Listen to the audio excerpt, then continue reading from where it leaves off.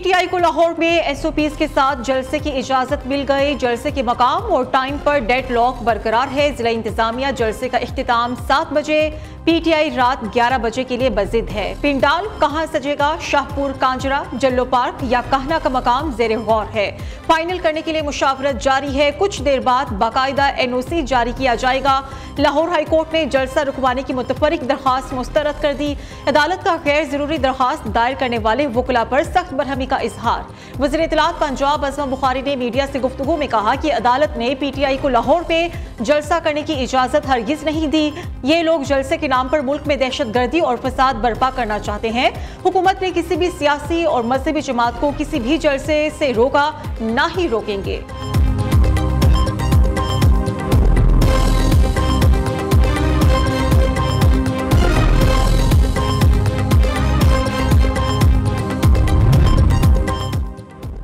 लाहौर जलसे के लिए खैबर पख्तूनख्वा के वज़रा की दंड बैठकें। सूबाई वज़ीर हायर एजुकेशन मीना खान आफरीदी भी पेश 3 कंटेनर्स भी तैयार। वज़ीर आला अली अमीन गंडापुर और पार्टी क़यादत की तस्वीर आवेजा। कंटेनर्स और रुकावटें हटाने के लिए भारी मशीनरी सवाबी पहुंचा दी गई। सूबाई मुशीर इत्तलात बैरिस्टर सैफ ने कहा, कल लाहौर में पाकिस्तान की तारीख का सबसे बड़ा जलसा होने वाला है। राजकुमारी मरीम नवाज अपने असाब पर काबू रखें। अली अमीन गंडापुर की क़यादत में बड़ा काफिला सवाबी इंटरचेंज से लाहौर के लिए रवाना होगा।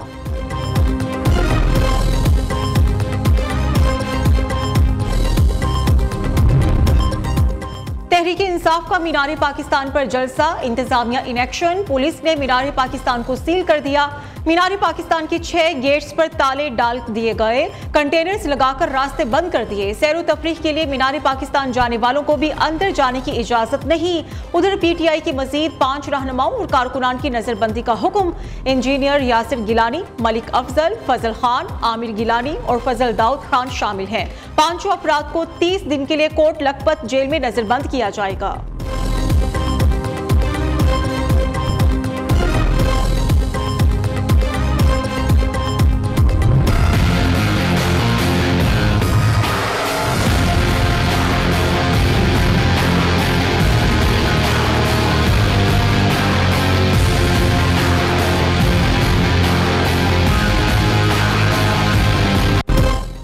सदर मुमलिकत ने प्रैक्टिस एंड प्रोसीजर तरमीमी ऑर्डिनेंस जारी कर दिया। अमल दरामद शुरू। जस्टिस मुनीब अख्तर कमेटी से आउट। जस्टिस अमीनुद्दीन इन नोटिफिकेशन जारी।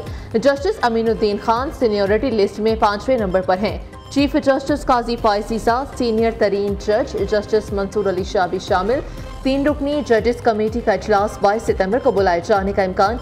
वज़ीर इत्तलात अता तारड़ ने कहा कि तरमीमी ऑर्डिनेंस के नतीजे में हर केस मुकर्रर वक्त पर सुना जाएगा। अब जो मुकदमा पहले आएगा वो पहली समाअत के लिए मुकर्रर होगा।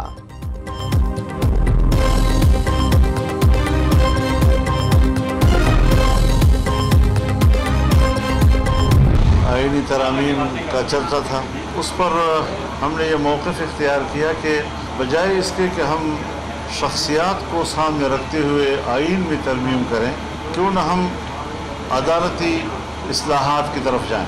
हमने ये तजवीज़ दी और इस पर कुछ तफसील हमने फिर वहाँ जो पार्लिमानी कमेटी, खुसूसी कमेटी तश्कील दी गई है, उसमें बयान की। लेकिन हर चंद के वो ये कह रहे थे कि जी अब हम तो जजों की मुद्दत मुलाजमत में इजाफे का तजवीज़ भी वापस ले रहे हैं। कॉन्स्टिट्यूशनल कोर्ट उसकी आपकी तजवीज़ को हम कबूल कर रहे हैं। एक उसूली गुफ्तगू है जो मैंने की है। जब आप ड्राफ्ट दिखाएंगे, मुसवदा हमारे सामने आएगा, क्या तफसीलात तय की, हुकूमत किसी किस्म का मुसवदा देने के लिए आमादा नहीं हो रही थी। मौलाना का एक बार फिर आईनी तरमीम पर तहफ़्फ़ुज़ात का इजहार। हुकूमत पहले आईनी तरमीम का मुसवदा दिखाए, फिर बात होगी। सरबरा JUI का वाज़ेह पैगाम। पीपल्स पार्टी और हमें दिए गए मुसवदे की कॉपियों में फ़र्क निकला। अरकान असेंबली ही कन्फ्यूजन का शिकार हैं तो क्या कानून साजी करेंगे। मौजूदा हुकूमत को अवाम का नुमाइंदा नहीं मानते। मुल्क में दोबारा इंतखाबात के मौक़िफ़ पर कायम है। मौलाना फजलुर रहमान की मुल्तान में मीडिया से गुफ्तगू। कहा, हुकूमत JUI के बगैर कोई तरमीम पास नहीं करा सकती। पीपल्स पार्टी से मिलकर नया मुसव्विदा बना रहे हैं। आईनी तरमीम पर इत्तेफाक राय में हफ्ता 10 दिन लग सकते हैं। अपोजिशन में है लेकिन बाकायदा इत्तेहाद का हिस्सा नहीं। आईनी अदालत के कयाम से मुतल्लिक इत्तेफाक राय मगर बदनीयती नजर आ रही है। चाहते हैं कि इदारों के दरमियान ताकत का तवाजुन ना बिगड़े।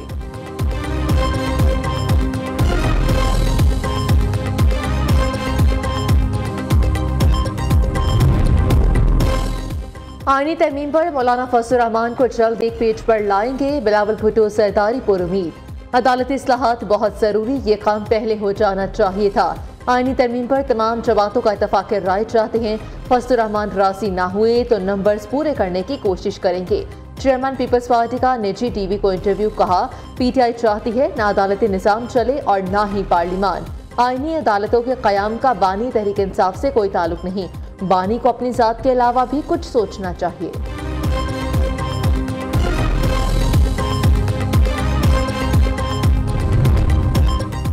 शाहिद खाकान अब्बासी का कौमी डायलॉग का मुतालबा। तबाही से बचने का वाहिद रास्ता मुफाहिमत है। आईनी तरमीम लाएं या कुछ और, मसाइल का हल नहीं निकलेगा। मुसव्विदे में क्या है किसी को कुछ इल्म नहीं। साबिक वज़ीर आज़म कहते हैं जिस पार्टी को जितनी सीटें मिली उसी तनासुब से मखसूस नशिस्तें मिलेंगी।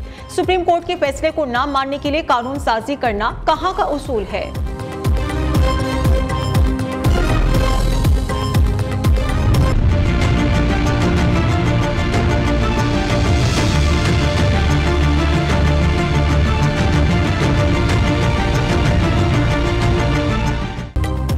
कौमी असेंबली से पीटीआई का वजूद मुकम्मल खत्म। कौमी असेंबली ने नई पार्टी पोजीशन जारी कर दी। नई पार्टी पोजीशन में तमाम 80 अरकान को सुन्नी इत्तेहाद कौंसिल का रुकन जाहिर कर दिया गया।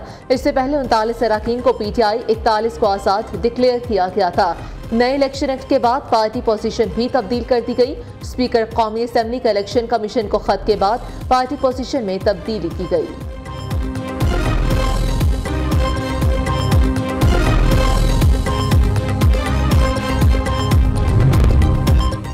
असेंबली की खुद मुख्तारी को बरकरार रखते हुए फैसला किया जाए। स्पीकर सिंध असेंबली ओवैस कादिर शाह ने मखसूस नशिस्तों से मुतल्लिक इलेक्शन कमीशन को खत लिख दिया। कहा कि पार्लिमानी निज़ाम की सालमियत आज़ादी बरकरार रखना जरूरी है। तरमीम शुदा इलेक्शन एक्ट नाफिजुल अमल है। पार्लियामेंट की कानून साजी का एहतराम इलेक्शन कमीशन की कानूनी जिम्मेदारी है। दूसरी जानिब स्पीकर खैबर पख्तूनख्वा असेंबली बाबर सलीम सवाती ने भी मखसूस नशिस्तों पर इलेक्शन कमीशन को खत लिखा। मखसूस नशिस्तों से मुतल्लिक सुप्रीम कोर्ट फैसला दे चुकी, इलेक्शन कमीशन आइन और कानून पर अमल दरामद करे।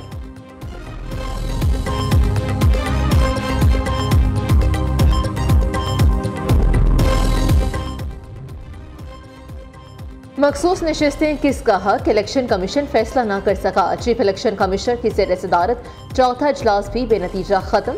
इलेक्शन कमीशन की लीगल टीम ने अपना वजन पार्लियामेंट के पलड़े में डाल दिया। ब्रीफिंग दी, तरमीम के बाद सुप्रीम कोर्ट फैसले की अहमियत नहीं। पीटीआई का मखसूस नशिस्तों पर कोई हक नहीं। कौमी असेंबली की फहरिस्त में भी तहरीक इंसाफ शामिल नहीं। इलेक्शन कमीशन का मुशावरती इजलास पीर को दोबारा होगा।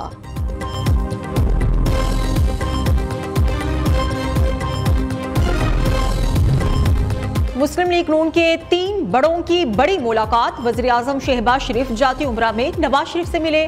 वज़ीर आला पंजाब मरियम नवाज भी मौजूद। मुजव्विज़ा आईनी तरमीमी पैकेज और इत्तेहादी जमातों के साथ होने वाले मुज़ाकरात पर मुशावरत। शहबाज शरीफ के दौरे अमरीका के एजेंडे पर भी तफसीली गौर किया गया। नवाज शरीफ ने छोटे भाई को कीमती मशवरों से नवाजा।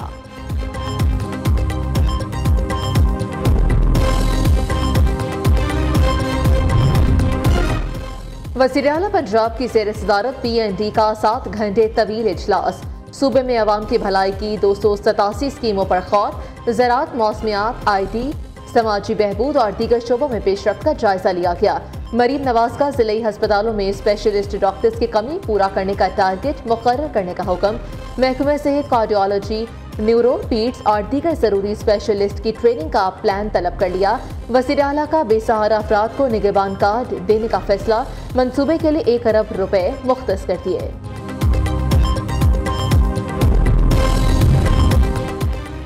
असेंबली में सिविल सर्वेंट और इंस्टीट्यूट ऑफ फिजिकल मेडिसिन तरमीमी एक्ट पेश। सिविल सर्वेंट बिल में तरमीम मंजूर हुई तो 1 जुलाई के बाद भर्ती मुलाजमीन पेंशन के हकदार नहीं होंगे। सिंध एम्प्लॉय बेनिफिट स्कीम में सरकारी मुलाजिम और हुकूमत माहाना अपने हिस्से की रकम देगी।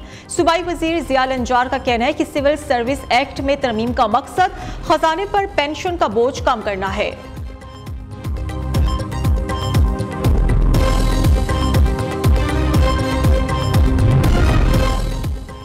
यूनिवर्सिटीज में मुस्तकिल वाइस चांसलर्स की तैनातियों के केस में चीफ जस्टिस और वकील इस्लामिक यूनिवर्सिटी में तलकलामी। वकील ने कहा, आप बोर्ड के रुकन हैं, केस सुनना मुनासिब नहीं। चीफ जस्टिस ने रिमार्क दिए कि सबसे आसान काम चीफ जस्टिस को गालियां देना है। हम खामोश हैं, इसका यह मतलब नहीं कि आप बदतमीजी करें। मेडिकल सर्टिफिकेट और दूसरी दस्तावेज में नाम मुख्तलिफ होंगे तो शक होगा। Rector Islamic university doctor Samina wheelchair पर सुप्रीम कोर्ट में पेश बयान दिया कि दवाई के ज़ेरे असर हूँ, इजलासों में शिरकत न करने का जवाब बाद में दूंगी।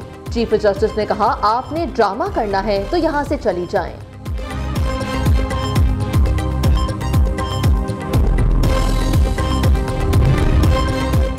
नाअहली और बदनज़मी पर इलेक्शन कमिश्नर सिंध समेत 3 अफसरान मुअत्तल। चीफ इलेक्शन कमिश्नर ने अफसरान को 120 दिन के लिए ओहदे से हटा दिया। सूबाई election commissioner Sharifullah, director admin Azhar Hussain Khudabakhsh शामिल हैं। जॉइंट सूबाई इलेक्शन कमिश्नर अली असगर सयाल कायम मकाम इलेक्शन कमिश्नर सिंध तैनात कर दिए गए।